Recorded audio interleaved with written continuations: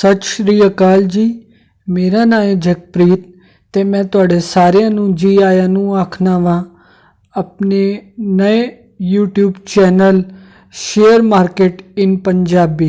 हाँ जी, पंजाबी विच शेयर बाज़ार ए मेरे यूट्यूब चैनल का नाम है ते ए मैं रिसेंटली नवा यूट्यूब चैनल शुरू किया वे। ए यूट्यूब चैनल की तीसरी वीडियो वे जिहदे विच असी हुण सीखण जा रहे हैं कि फाइनैंशियल प्लानिंग की हुंदी वे। हाँ जी, फाइनैंशियल प्लानिंग इस करके भी बहुत ज़्यादा ज़रूरी है क्योंकि तुसी वेख ही रहे हो कि उन्हें इस वेले करोना का दौर चलता पिया वे ते हुण लोगों नू बहुत सारी दिक्कतां सामने आ रही ने क्योंकि लोग अपने खर्चे मैनेज नहीं कर पा रहे। तो इस करके यह बहुत ज़रूरी है कि तुसी अपनी फाइनैंशियल प्लानिंग जड़ी हैगी है वो बहुत पहले तो ही शुरू कर दो। तो आओ असी यह जानांगे कि फाइनैंशियल प्लानिंग करन वास्ते की चीज़ां जरूरी ने। तो उहदे वास्ते बेसिकली तुहानू 7 प्लान जड़े हुंदे ने वो बनाने बहुत ज़रूरी ने। तो असी एक करके वो सारे दे सारे प्लान समझांगे। तो आओ शुरू करिए। तो सब तो पहले मैं तुहानू यह दसना चाहांगा कि फाइनैंशियल प्लानिंग यानी वित्तीय योजनाबंदी होंदी की वे। तो जिवें कि मेरी पिछली वीडियो विच भी जिन्नी भी स्लाइडां मैं बनाईयां सी वो पंजाबी और इंग्लिश दोनों विच हैं सी। तो एहदे विच भी तो जड़ी स्लाइड मैं बनाई है वो पंजाबी और इंग्लिश दोनों विच है ताकि तुसी सारे समझ सको। मैं जड़ी भी स्लाइड बनाई है वो पूरी स्लाइड तुसी समझ सको और उहदे नाल तुसी ज़्यादा तो ज़्यादा बेनिफिट लै पाओ। तो सब तो पहले यह जानने हैं कि फाइनैंशियल प्लानिंग की होंदी है। तो असी हुण सीखने हैं कि फाइनैंशियल प्लानिंग की होंदी है। तो देखो फाइनैंशियल प्लानिंग दो जड़े शब्द हैं ने एदे विच, एक तो वे फाइनैंशियल और दूसरी है प्लानिंग। तो एदा सीधा सा मतलब है कि जो भी तुहाडे कोल फाइनैंस है वे, जो भी तुहाडे कोल पैसे हैं ने ओदी प्लानिंग तुसी किवें करनी है ताकि तुहानू भविख विच कोई भी दिक्कत का सामना ना करना पाए। तो इस करके फाइनैंशियल प्लानिंग की जाती है। तो फाइनैंशियल प्लानिंग करन तो पहले तुसी सारे लोग यह सोच रहे होगे कि यह एक जड़ी प्लानिंग है वे एदे वास्ते तो सानू बहुत सारे फाइनैंस की नॉलेज होनी चाहिए या फिर सानू कॉमर्स की नॉलेज होनी चाहिए। तो ऐसा कुछ भी नहीं है, ना तुहानू एदे फाइनैंस की नॉलेज चाहिए ना तुहानू कॉमर्स की नॉलेज चाहिए। ए तुसी बहुत ही आसानी नाल कर सकते हो, चाहे तुसी आर्ट्स बैकग्राउंड दे हो या तुसी साइंस बैकग्राउंड दे हो। उहदे नाल कोई भी मतलब नहीं हुंदा वे कि तुसी केड़े बैकग्राउंड तो है वो, लेकिन तुसी अपनी फाइनैंशियल प्लानिंग खुद बहुत ही अच्छे तरीके नाल कर सकते हो। एदे वास्ते मैं तुहानू 7 तरीके दे प्लान दसन जा रहा वां। ते मेरी एक दरख्वास्त है वे वीडियो शुरू करन तो पहले कि यह वीडियो थोड़ी लंबी ज़रूर हो सकती है लेकिन यह वीडियो नाल तुहानू बहुत कुछ सीखन वास्ते मिलेगा। तो आओ शुरू करने हैं। तो पहली जड़ी स्लाइड है वे वो है वे एमरजेंसी फाइनैंशियल प्लानिंग, यानी कि जड़ी एमरजेंसी विच प्लानिंग कम आंदी वे। तो तुसी सब तो पहले की करना वे कि तुसी जड़ी भी एमरजेंसीज तुहाडी आ सकदियां ने जो तुहानू लगदा वे कि भविख विच आ सकदियां ने उहदे वास्ते तुसी तैयार रहना वे। मेरे कहने का यह मतलब है कि तुसी हुण देख रहे हो कि करोना चलदा पिया वे। तो एहदे विच की हो रहा वे कि बहुत सारे लोगों नू नौकरी तो भी कढ़िया जा रहा वे या सैलरी उन्हां दी घट की जा रही है। तो यह एक बहुत ही एक एमरजेंसी वाली सिचुएशन तुसी समझ सकते हो क्योंकि अगर किसी दी सैलरी कट हो जाती है या किसी दी नौकरी अगर कोई करदा पिया वे और वो अगर सिंगल अर्निंग मैंबर वे अपने घर का और अगर उहदी नौकरी चली जाती है तो कितनी दिक्कत होती है। तो सब तो पहला तुसी की करना है कि तुसी अपनी एमरजेंसी वास्ते तैयार रहना है। हुण एमरजेंसी वास्ते तैयार रहन वास्ते मतलब की वे कि तुसी घट तो घट 6 महीने का, हाँ जी 6 महीने का तुहाडा जिन्ना भी खर्चा है वे तुसी वो खर्चे दे जिन्ने पैसे होंगे तुसी अपने महीने दे जिन्ने भी खर्चा होंदा वे, अगर मैं एग्जाम्पल के तौर पर तुहानू दस्सां तो अगर मान लो तुहाडा जिहड़ा 1 महीने का खर्चा वे वो 15,000 है तो यानी 6 महीने का खर्चा तुहाडा हो गया 90,000। तो यह 90,000 जिहड़ा है वे यह तुहाडे अकाउंट विच होना चाहिए वे, क्योंकि अगर कल नूं तुहाडी नौकरी नहीं भी रहिंदी तो घट तो घट 6 महीने तक तुहानू कोई भी दिक्कत ना आए। इस करके तुसी ये प्लैनिंग पहले तो ही करके चलनी है। तो यह हुण तुसी बहुत ही समझदारी नाल डिसाइड करना वे कि तुहाडे किहड़े-किहड़े खर्चे ने और उन खर्चों नूं तुसी 6 नाल गुणा करके जिन्ना भी अमाउंट आंदा वे वो तुहाडे अकाउंट विच होना चाहिए वे। तो यह बहुत ज़्यादा ज़रूरी वे ताकि कल नूं जाके अगर कोई भी दिक्कत होंदी वे तो घट तो घट 6 महीने तक तुहानू किसी अगे भी हाथ फैलाने की नौबत ना आए। तो अपने दूसरे स्टैप वाल चलने आ। तो दूसरा स्टैप है लोन प्लैनिंग। हुण लोन प्लैनिंग क्यों जरूरी है? देखो असी बहुत तरीके दे लोन लैने आ, भावें वो एजुकेशन लोन हो गया, भावें वो व्हीकल लोन हो गया, व्हीकल लोन यानी कि कार लोन या बाइक लोन हो गया, या फिर तुसी हाउस लोन लिया होया वे। तो यह वख-वख तरीके दे लोन होंदे ने। हुण तुहानू यह देखना वे कि तुसी पहली गल तो लोन लवो ना, और अगर तुहानू लोन लैन दी नौबत आई गई है तो तुसी घट तो घट लोन लो, क्योंकि तुसी एक चीज़ समझ लो कि तुसी जिन्ना ज़्यादा तुहाडा लोन होएगा उन्ना ज़्यादा इंटरस्ट तुहानू देना पएगा। जिन्ने टेन्योर तक तुसी अपना लोन कंटिन्यू रखोगे, अगर तुसी 20 साल तक कंटिन्यू रखदे हो उन्नू तो तुसी 20 साल इंटरस्ट दोगे।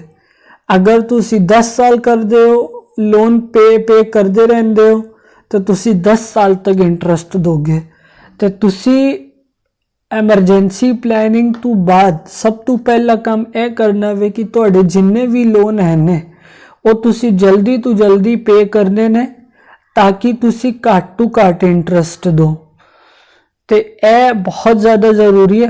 हुण तुहाडा क्वेश्चन है हो सकता वे कि मेरे तो 2 लोन चलते पे ने, एक मेरा हाउसिंग लोन चलता पिया वे और एक मेरा एजुकेशन लोन चलता पिया वे।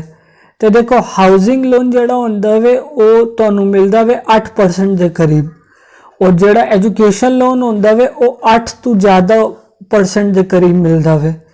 एदा मतलब यह वे कि तुसी सब तो पहले वो वाला लोन चुकाना वे जिहदे विच तुहाडा सब तो ज़्यादा इंटरस्ट जा रहा है। तो इस केस विच तुसी अपना एजुकेशन लोन सब तो पहले चुकाना वे, उस तो बाद तुसी अपना हाउसिंग लोन चुकाओगे। तो यह तुसी बिल्कुल ध्यान रखनी वे गल कि तुहानू सब तो पहला वो लोन चुकाना वे जिहदा इंटरस्ट तुसी ज़्यादा दे रहे हो। हुण असी चलने अपने अगले स्टैप विच। ते अगला स्टैप आंदा वे इंश्योरेंस प्लैनिंग, यानी कि बीमा योजना बंदी।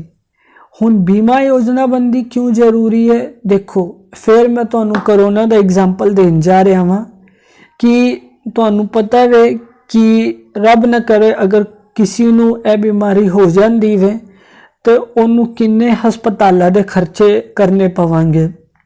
तो ये विच तुहाडी पूरी सेविंग जा सकती है। तो ऐसा ना होए ये करके तुसी की करना वे, तुसी यह करना वे कि 2 तरीके दे इंश्योरेंस जड़े हैं ने वो तुसी ज़रूर लेने ने। पहला इंश्योरेंस है वे टर्म इंश्योरेंस और दूसरा इंश्योरेंस वे हेल्थ इंश्योरेंस। तो टर्म इंश्योरेंस तुसी ओदा ही लेना वे जो तुहाडे परिवार विच कमा रहे होए। अगर तुसी कमा रहे हो तो तुसी ही टर्म इंश्योरेंस अपने वास्ते लेना वे। तुहानू सारे बंदियां वास्ते टर्म इंश्योरेंस लैन दी जरूरत नहीं है। तुसी टर्म इंश्योरेंस सिर्फ ओदे वास्ते ही लेना वे जो अर्निंग मैंबर है, और जिहड़ा हेल्थ इंश्योरेंस वे वो तुसी सब वास्ते लेना वे। क्योंकि देखो कल नू अगर कोई भी बीमार पैंदा वे तुहाडे परिवार विच ते ओदे खर्चा जिहड़ा है वे मैडिकल दा वो तुसी ही उठाना वे। ते तुहाडे कोल अगर सारियां दा हेल्थ इंश्योरेंस होएगा, अपने सारे फैमिली मैंबर्स दा हेल्थ इंश्योरेंस होएगा, तो तुहानू मैडिकल बिल की चिंता करने की लोड़ नहीं पएगी। इस करके तुसी अपनी इंश्योरेंस प्लैनिंग इस तरीके नाल प्लान करनी है कि तुहानू एक तो घट टू घट इंश्योरेंस जिहड़ा है वे वो लेना पाए। क्योंकि देखो इंश्योरेंस जब तुसी लोगे तो तुहानू ओदा प्रीमियम भी पे करना पएगा, तो वो तुहाडा एक तरीके नाल खर्चा वे, एक्सपेंस वे। तो तुहानू प्रीमियम उत्थे ही देना वे जिथे जरूरत हो। जिथे जरूरत नहीं है इंश्योरेंस की उत्थे प्रीमियम दे के कोई फायदा नहीं है। तो तुसी जब भी अपनी इंश्योरेंस प्लानिंग करोगे तो तुसी ए जरूर देखना वे कि टर्म इंश्योरेंस लेना वे और हेल्थ इंश्योरेंस लेना वे, और टर्म इंश्योरेंस सिर्फ अर्निंग मैंबर वास्ते लेना वे, और जिहड़ा हेल्थ इंश्योरेंस वे वो तुसी सारे फैमिली मैंबर वास्ते लेना वे। तो यह तो हो गई इंश्योरेंस प्लानिंग की गल। हुण अगे असी देखने इन्वेस्टमेंट प्लानिंग। देखो इन्वेस्टमेंट प्लानिंग बहुत ज़्यादा ज़रूरी है, क्योंकि देखो एक होंदी है सेविंग प्लानिंग या फिर एक होंदी एक एमरजेंसी प्लानिंग, जो साडा पहला स्टेप आया जिहदे विच असी यह देखिया सी कि सानू घट टू घट 6 महीने का खर्चा जिहड़ा साडा है वे वो सानू बचा के रखना वे। तो वो एक तरीके का सेविंग प्लान है, वो एक तरीके का एमरजेंसी प्लान है। लेकिन इन्वेस्टमेंट प्लानिंग बहुत ज़्यादा ज़रूरी है, क्योंकि अगर तुसी इन्वेस्ट ही नहीं करोगे तो तुसी रिटर्न किवें लोगे। देखो एफडी तुसी कर सकते हो, लेकिन एफडी विच जिहड़ा इंटरेस्ट तुहानू मिलेगा वो ज़्यादा तो ज़्यादा 5 to 7% दे विच मिलेगा। हुण तुसी ए देखना वे कि जिहड़ी इन्फ्लेशन रेट वे यानी महंगाई दर अगर वो 5 या 7% है वे, और तुहाडा जिहड़ा रेट ऑफ इंटरेस्ट जिहड़ा तुहानू एफडी तो मिलता पे वो भी 5 to 7% है, तो इट मीनस कि तुसी कुछ भी नहीं कमाया एफडी तो तुहानू ए देखना वे कि जिथे भी तुसी इन्वेस्ट करो वो इन्फ्लेशन रेट तो ज़्यादा दा होए। अगर इन्फ्लेशन रेट 5% है तो तुहाडा जिहड़ा रिटर्न वे वो 5% तो ज़्यादा दा होना चाहिए, और अगर इन्फ्लेशन रेट 6% का है तो वो 6% तो ज़्यादा का होना चाहिए। हुण इन्वेस्टमेंट वास्ते बहुत सारे ऑप्शन होंदे ने, लेकिन वो ये नहीं डिस्कस करेंगे असी लोग, क्योंकि वरना वीडियो होर भी लंबी हो जाएगी। तो अगर तुसी चाहते हो कि मैं इन्वेस्टमेंट प्लानिंग उत्ते भी कोई वीडियो बनावा तो तुसी मैनू कमेंट करके ज़रूर दसना। तो आओ असी चलने अपने नैक्सट प्लान वाल। तो हुण आ गई है टैक्स प्लानिंग। टैक्स प्लानिंग बहुत ज़्यादा ज़रूरी है, क्योंकि तुहानू भी पता वे कि टैक्स साड़ी सरकार लैंदी है साड़ी इनकम उत्ते। तो तुहानू ए देखना वे कि अगर तुसी टैक्स लैब दे विच आंदे हो तो तुहानू अपने टैक्स लैब दे अकॉर्डिंग तुहानू तुहाडा टैक्स प्लानिंग करनी है। टैक्स प्लानिंग बेसिकली क्यों होंदी है, क्योंकि तुसी सरकार कोलों जिहड़ा टैक्स उन्होंने वसूलना वे उहदे विच तुसी रिबेट चाहते हो, डिस्काउंट चाहते हो। तो अगर तुसी इन्वेस्टमेंट किधरे कीती हुई है तो तुहानू सरकार टैक्स रिबेट देंदी है। हुण टैक्स प्लानिंग भी एक बहुत वड्डा टॉपिक है जो एक वीडियो विच कवर नहीं हो सकता। तो हुणे वास्ते तुसी बस इन्ना समझ सकते हो कि अगर तुसी टैक्स लैब विच आंदे हो तो तुसी उहदे अकॉर्डिंग टैक्स प्लानिंग अपनी करनी है। और टैक्स प्लानिंग वास्ते तुसी 80C एक सैक्शन होंदा वे ਜਿਹੜਾ ਤੁਸੀਂ ਯੂਜ਼ ਕਰ ਸਕਦੇ ਹੋ। ਉਹਦੇ ਵਿੱਚ ਤੁਹਾਡਾ PPF ਵੀ ਆਂਦਾ ਵੇ ਔਰ NPS ਆਂਦਾ ਵੇ ਔਰ ਮਿਊਚੁਅਲ ਫੰਡ ਆਂਦਾ ਵੇ। ਤੇ ਇਹ ਸਾਰੇ ਆਪਸ਼ਨ ਟੈਕਸ ਪਲੈਨਿੰਗ ਵਾਸਤੇ ਹੁੰਦੇ ਨੇ ਤੇ ਉਹ ਅਸੀਂ ਕਿਸੇ ਅਗਲੀ ਵੀਡੀਓ ਵਿੱਚ ਡਿਸਕਸ ਕਰਾਂਗੇ। ਤੇ ਆਓ ਅਸੀਂ ਚੱਲਨੇ ਆ ਆਪਣੇ ਨੈਕਸਟ ਪਲਾਨ ਵੱਲ। ਤੇ ਹੁਣ ਅਸੀਂ ਆ ਪੁੱਜੇ ਆ ਫਿਊਚਰ ਐਕਸਪੈਂਸ ਪਲਾਨਿੰਗ ਵੱਲ। ਤੇ ਫਿਊਚਰ ਐਕਸਪੈਂਸ ਪਲਾਨਿੰਗ ਯਾਨੀ ਕਿ ਜਿਹੜੇ ਭਵਿੱਖ ਵਿੱਚ ਜਿਹੜੇ ਖਰਚੇ ਹੋਣ ਵਾਲੇ ਨੇ ਉਹਨਾਂ ਦੀ ਅਸੀਂ ਪਲੈਨਿੰਗ ਕਰਕੇ ਚੱਲ ਰਹੇ ਹਾਂ।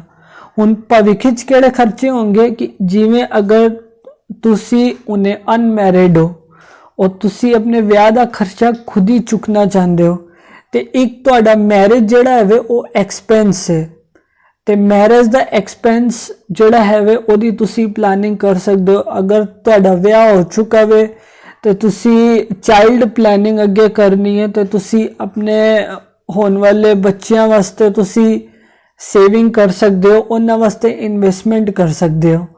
ਤੇ ਇਹ ਵੀ ਇੱਕ ਬਹੁਤ ਜ਼ਰੂਰੀ ਪਲਾਨ ਹੈ ਵੇ ਜਿਹੜਾ ਤੁਹਾਨੂੰ ਆਪਣੇ ਫਾਈਨੈਂਸ਼ੀਅਲ ਪਲਾਨਿੰਗ ਜਦ ਤੁਸੀਂ ਕਰ ਰਹੇ ਹੋ ਤੇ ਇਹ ਧਿਆਨ ਰੱਖਣਾ ਵੇ। ਤੇ ਤੁਸੀਂ ਇਹ ਕਰ ਸਕਦੇ ਹੋ ਕਿ ਜਿੰਨੇ ਵੀ ਤੁਹਾਡੇ ਫਿਊਚਰ ਐਕਸਪੈਂਸ ਹਨ ਉਹ ਤੁਸੀਂ ਇੱਕ ਪੇਪਰ ਤੇ ਨੋਟ ਡਾਊਨ ਕਰਨਾ ਵੇ ਔਰ ਉਹਦੇ ਅਕੋਰਡਿੰਗ ਤੁਸੀਂ ਇਹ ਦੇਖਣਾ ਵੇ ਕਿ ਇਹ ਖਰਚੇ ਨੂੰ ਪੂਰਾ ਕਰਨ ਵਾਸਤੇ ਮੈਨੂੰ ਕਿੰਨੇ ਪੈਸੇ ਦੀ ਲੋੜ ਪਏਗੀ ਔਰ ਇਹ ਖਰਚਾ ਮੈਨੂੰ ਕਿਸ ਸਾਲ ਤੇ ਕਰਨਾ ਹੈ। ਅਗਲੇ 5 ਸਾਲ ਬਾਅਦ ਕਰਨਾ ਹੈ ਜਾਂ 10 ਸਾਲ ਬਾਅਦ ਕਰਨਾ ਹੈ ਜਾਂ 15 ਸਾਲ ਬਾਅਦ ਕਰਨਾ ਹੈ। ਤੇ ਤੁਹਾਨੂੰ ਟੈਨਿਓਰ ਪਤਾ ਹੋਣਾ ਚਾਹੀਦਾ ਔਰ ਤੁਹਾਨੂੰ ਅਮਾਉਂਟ ਪਤਾ ਹੋਣੀ ਚਾਹੀਦੀ ਕਿ ਕਿੰਨੀ ਅਮਾਉਂਟ ਲੱਗੇਗੀ ਔਰ ਕਿੰਨੇ ਸਾਲ ਬਾਅਦ ਲੱਗੇਗੀ। ਤੇ ਉਹਦੇ ਅਕੋਰਡਿੰਗ ਤੁਸੀਂ ਆਪਣੀ ਪਲੈਨਿੰਗ ਕਰਨੀ ਵੇ। ਤੇ ਉਸ ਤੋਂ ਬਾਅਦ ਅਸੀਂ ਚੱਲਨੇ ਆ ਆਪਣੇ ਲਾਸਟ ਪਲਾਨ ਵੱਲ ਜਿਹੜਾ ਆ ਗਿਆ ਵੇ ਰਿਟਾਇਰਮੈਂਟ ਪਲਾਨਿੰਗ। ਰਿਟਾਇਰਮੈਂਟ ਪਲਾਨਿੰਗ ਬਹੁਤ ਹੀ ਇੱਕ ਐਸਾ ਪਲਾਨ ਹੈ ਵੇ ਜਿਹੜਾ ਤੁਸੀਂ ਕਹਿ ਸਕਦੇ ਹੋ ਕਿ ਇਹ ਰੀਸੈਂਟਲੀ ਬੜਾ ਪਪੂਲਰ ਪਲਾਨ ਹੋ ਗਿਆ ਵੇ ਕਿਉਂਕਿ ਇੱਕ ਸਰਵੇ ਵੀ ਹੋਇਆ ਸੀ ਉਹਦੇ ਵਿੱਚ ਇਹ ਦੇਖਿਆ ਗਿਆ ਸੀ ਕਿ ਬੰਦਾ ਜਿਹੜਾ ਵੀ ਜੋ ਵੀ ਕਮਾਉਂਦਾ ਵੇ ਉਹ 60 ਸਾਲ ਤੱਕ ਸਭ ਕੁਝ ਖਰਚਾ ਕਰ ਦਿੰਦਾ ਵੇ। ਤੇ ਹੁਣ ਅਗਰ ਤੁਸੀਂ ਐਵਰੇਜ ਏਜ ਦੇਖੋ ਕਿਸੇ ਵੀ ਬੰਦੇ ਦੀ ਤੇ ਉਹ 70 ਤੋਂ 75 ਸਾਲ ਹੁੰਦੀ ਹੈ ਤੇ 60 ਸਾਲ ਬਾਅਦ ਤੇ ਬੰਦਾ ਰਿਟਾਇਰ ਹੋ ਗਿਆ ਤੇ 15 ਸਾਲ ਦੀ ਜਿਹੜੀ ਪਲਾਨਿੰਗ ਹੈ ਵੇ ਇਹ ਕਰਨੀ ਬਹੁਤ ਜ਼ਿਆਦਾ ਜ਼ਰੂਰੀ ਹੈ 60 ਸਾਲ ਤੋਂ ਲੈ ਕੇ 75 ਸਾਲ ਤੱਕ ਕਿਉਂਕਿ ਇਹ 15 ਸਾਲ ਵੀ ਤੇ ਤੁਹਾਡੇ ਖਰਚੇ ਹੋਣਗੇ ਤੇ ਤੁਸੀਂ ਇਹ ਦੇਖਣਾ ਵੇ ਕਿ ਐਨ 15 ਸਾਲ ਜਿੰਨਾ ਵੀ ਤੁਹਾਡਾ ਖਰਚਾ ਹੋਣਾ ਵੇ ਉਹ ਤੁਸੀਂ ਕਿਵੇਂ ਮੈਨੇਜ ਕਰਨਾ ਵੇ। ਉਹਦੇ ਵਾਸਤੇ ਅਸੀਂ ਇੱਕ ਵਰਡ ਟਰਮ ਯੂਜ਼ ਕਰਨੇ ਆ ਜੋ ਅਸੀਂ ਕਹਿੰਦੇ ਕਿ ਰਿਟਾਇਰਮੈਂਟ ਕਾਰਪਸ।